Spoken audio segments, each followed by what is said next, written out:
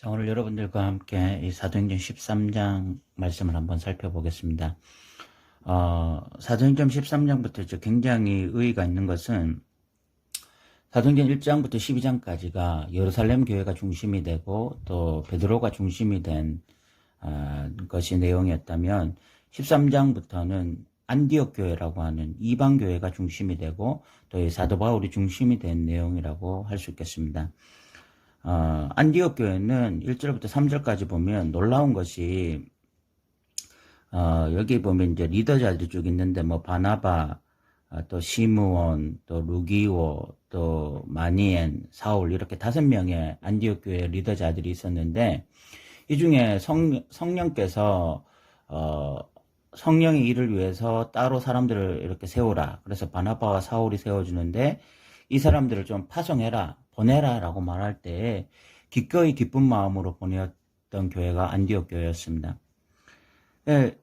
안디옥 교회 입장에서 이런 자기 교회 중심적이었다면 이런 중요한 리더자들을 사실 보낸다는 것이 쉬운 일이 아닙니다.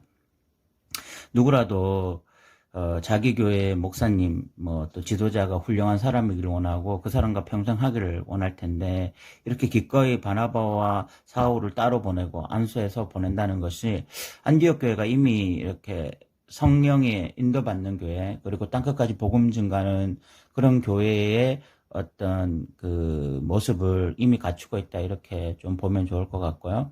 이렇게 해서 이제 이 사울과 바나바가 1차 전도 여행을 떠나게 되는 것입니다. 이 13장, 14장 내용은 사도 바울과 바나바의 1차 전도 여행 이야기가 지금 기록되어 있습니다. 4절부터 12절까지 이제 이 구브로라는 섬에서, 그 구브로라는 섬 안에 있던 그 바보라는 지역에서 이 거짓 선지자, 그 마술사 엘루마라는 사람하고 이렇게 부딪히게 되어지고, 또 그가 사도 바울의 말처럼 얼마 동안 이렇게 맹인이 되어지는 사건이 나타나면서 이렇게 복음의 능력이 나타나게 된 그런 이야기가 이제 나타나고요. 두 번째 이제 중요한 지역이 버가라는 지역을 떠나 24절에 보면 이 비시디아 안디옥이라는 지역에서의 사건입니다. 비시디아 안디옥이라는 사건에서 이제 사도 바울이 안식일에 그 유대인 해당에 들어가서 이제 설교를 쭉 시작하는데,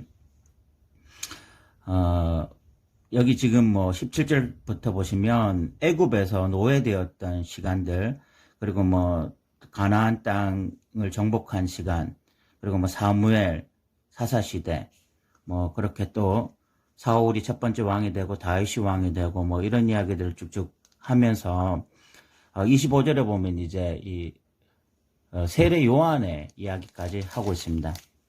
결국 이런 이야기들을 통해서 사도 바울이 이제 말하려고 하는 것이 예수님입니다. 이런 이야기를 통해서 결국은 이 구속사를 쭉 이야기하면서 예수님이 이 땅에 오셨고, 그 예수가 죽었지만 다시 부활하셨고, 그리고 성경에서 말하는 여러 가지 그 예언들, 33절에 너는 내 아들이 오늘 내가 너를 낳았다. 또 죽음을 썩지 않게 할 것이다. 이런 성경의 예언도 응하게 한 자가 바로 이분이다. 그리고 예수님은 진짜 죽었다가 썩임을 당찬하시고 다시 부활하셨다. 이런 이야기를 하면서 결국 예수를 제대로 믿지 않으면 이제 멸망받는다. 이런 이야기들을 하게 되어집니다. 이런 복음을 증거하게 되죠. 그때 이제 많은 유대인들이 회심하게 되어지고 바나바와 바울을 따르게 되어집니다. 이렇게 백성들이 따르게 되어지자 유대인들이 이제 그 무리들을 시기하게 되어지고 바나바 바울을 더 이렇게 이제 학대하는 방향으로 나아가게 되죠. 그때 바울이 이제 말하기를 유대인들 너희들이 계속해서 복음을 거부하기 때문에 이제는 이방인들에게 이 복음이 증거되어질 것이다. 이런 이야기를 합니다. 어쨌든 지금 이 13장 그리고 또 앞으로 볼 14장은 이 사도 바울과 바나바의 1차 전도여행 중의 일이고, 13장에서는 두 곳이 중요했죠. 아까 그 바보라는 지역과 이 비시디아 안디옥이라는 이 두 지역에서 한 지역에서는 마술사를 압도하는 하나님의 능력, 그리고 또 이 비시디 안디옥에서는 사도 바울의 설교, 그것을 통해서 많은 사람들이 믿게 되어지는 이 두 사건이 일어나게 되는 것이죠. 그런데 이것은 하나님의 오랜 꿈이 이제 사도 바울과 바나바를 통해서 성취되어지는 것입니다. 성령이 너희에게 임하시면 너희가 권능을 받고 예루살렘, 온 유대, 사마리아 땅끝까지 복음이 증거돼야 되는데, 예루살렘 교회와 그리고 베드로, 유대인들은 이 하나님의 꿈, 이 하나님의 비전을 이렇게 반응하기에는 민족주의가 너무 강했고 그들이 가지고 있는 편견이 너무 강했습니다. 그래서 하나님이 그들을 사용하시기를 원했지만 그들이 이방인과의 접촉에 있어서 끊임없이 거부 반응을 일으켰어요. 그런데 이렇게 안디옥 교회, 그리고 이 사도 바울, 바나바 이런 사람들은 이 하나님의 꿈에 적극적으로 반응한 사람들이고, 그래서 13장부터 보면 이제 존귀하게 하나님 앞에 쓰임받게 되는 것입니다. 우리도 이런 자들이 되어야 되고 이런 교회가 되어야 됩니다.